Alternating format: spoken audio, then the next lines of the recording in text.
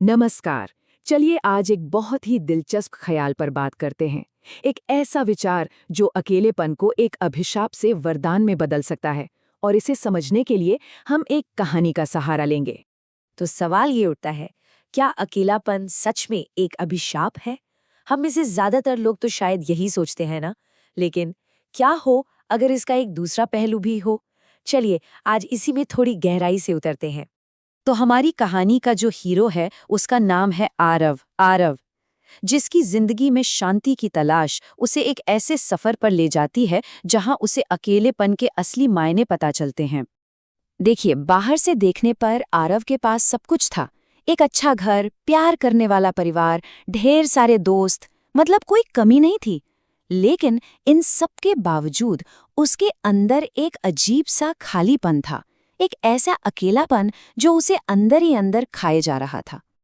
और अपनी इसी बेचैनी से तंग आकर वो एक ज्ञानी ऋषि के पास पहुंचता है और उनसे पूछता है, गुरुदेव, मैं बहुत अकेला हूँ, ये अकेलापन मुझे खाए जा रहा है, क्या इसका कोई उपाय है? उसकी आवाज में एक गहरी पीड़ा थी। यहीं पर ऋषि ने आरव को एक बहुत जरूरी फर्क समझाया।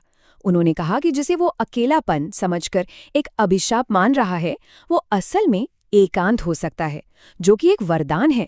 जहां अकेलापन खालीपन और डर लाता है, वहीं एकांत हमें खुद से मिलाता है, हमें आजादी और मन की शांति देता है। लेकिन ये फर्क सिर्फ बातों से तो समझ नहीं आता है ना। तो ऋषि ने आरव को एक चुनौती दी, 3 दिन की एक परीक्षा। उसे जंगल की एक गुफा में अकेले रहना था, सिर्फ और सिर्फ अपने साथ। आरव की ये जो यात्रा थी वो 3 मराहिल से गुजरी। पहले दिन खामोशी का डर, दूसरे दिन विचारों का एक जबरदस्त तूफान, और तीसरे दिन उसी तूफान के पार उसे एक नई सुबह, एक नई स्पष्टता दिखाई दी। पहले दिन गुफा का सन्नाटा आरव को डरा रहा था। जंगल की छोटी छोटी आवाजें भी उसके डर को बढ़ा रही थीं। वो बस यही सोच रहा था, काश कोई तो होता बात करने के लिए।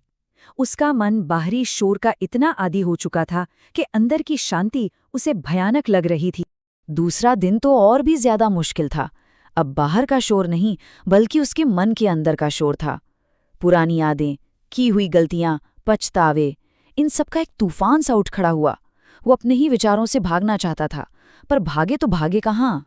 और तभी उसी विचारों के बवंडर के बीच उसे अपने अंदर से एक आवाज सुनाई दी, एक सवाल जिसने सब कुछ बदल दिया। तुम भाग क्यों रहे हो? ये विचार तो तुम्हारे ही हैं। ये वो पल था जब उसका संघर्ष एक नई दिशा लेने वाला था। इस एक सवाल ने आरव को मजबूर कर दिया कि वो अपने अंदर झांके, और यहीं से उसकी अपने सच्चे स्व से मुलाकात की शुरुआत हुई, जिसे शास्त्रों में साक्षी कहा गया है।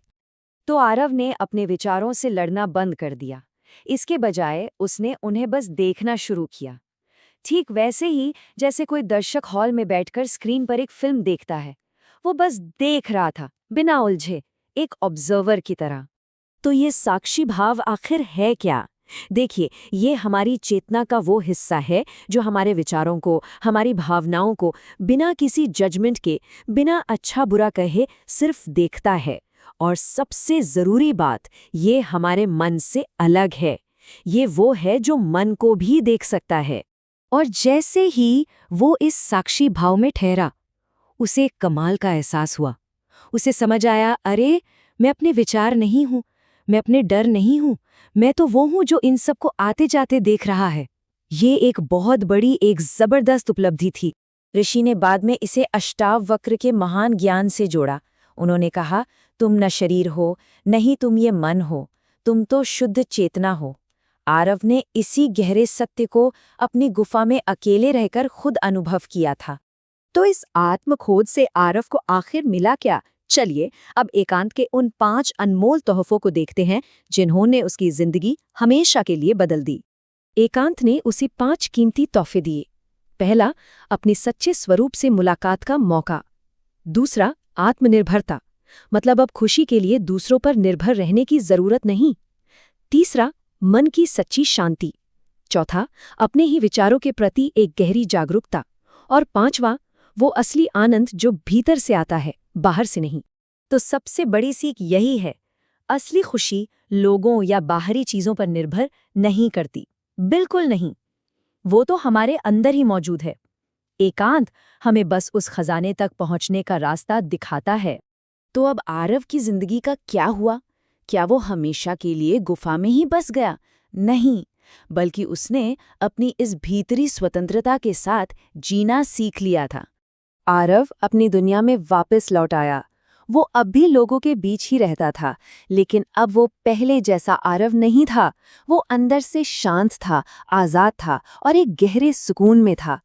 अब उसे खुश रहने के लिए किसी बाहरी सहारे की कोई जरूरत नहीं थी। तो इस पूरी कहानी का सार बस इतना ही है, अकेलापन कोई अभिशाप नहीं है। ये तो अपने सच्चे स्वरूप से, अपने असली मैं से जुड़ने का एक सुनहरा मौका है। तो अगली बार जब कोई अकेला हो, तो सवाल ये उठता है कि वो किससे मिलेगा? अपने डरे हुए मन से, या उस शांत साक्षी से जो हमेशा से उसके साथ है?